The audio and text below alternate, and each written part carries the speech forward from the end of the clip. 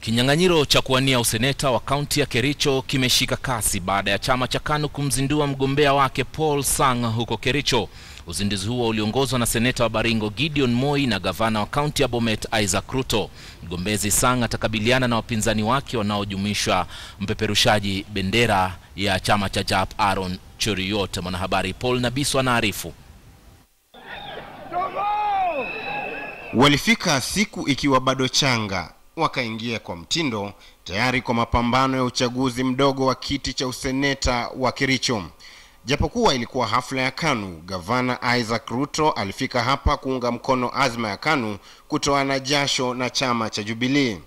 Aliyepata kibali kuweka kwa niaba ya chama cha Jogoo ni Paul Sang katika shughuli iliyoongozwa na mwenyekiti wa chama hicho ambaye pia ni seneta wa Baringo Gideon Moi na katibu mkuu wa chama hicho Nick Salat. Chama kiliamua kwamba sasa kwa sababu hakuna mwingine ni mimi tu ambaye nitachukua hii tikiti. Kwa hivyo mimi nashukuru chama chetu kabisa.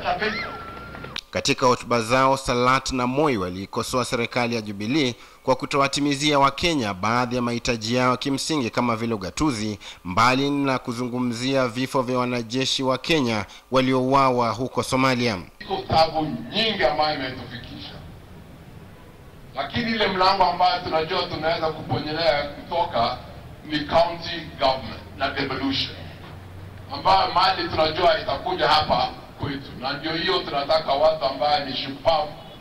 Those are 1-2 million lives lost. So we're asking the government to open an inquiry for our soldiers who were mercilessly killed.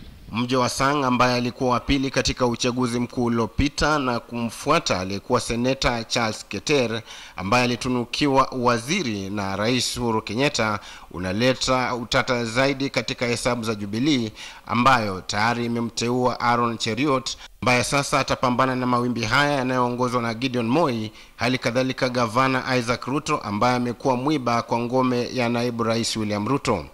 Pesa maendeleo, that's why mimi nasema yangu inakaa namna hii. Yani Salat ni, lakini tunafanya kazi pamoja na KANU. Vivyo hivyo ni muhimu kutia katika ratili watakapoelekea wafuasi wa walioshindwa katika uteuzi wa Jubilee kama vile mwanasiasa wa siku nyingi Franklin Bet na mwenzake Margaret Langat.